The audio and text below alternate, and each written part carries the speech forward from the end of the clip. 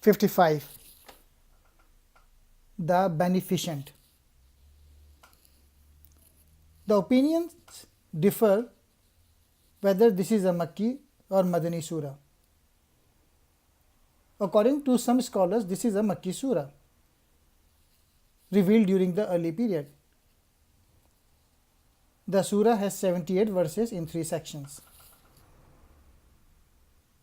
The surah clearly indicates that Prophet Muhammad is Allah's prophet and messenger for both human beings as well as jinns. Allah's many blessings and favors are mentioned in this surah. Human beings and jinn are invited to remember these favors and not to deny Allah's blessing. 31 times we are asked, which of Allah's favor are we going to deny?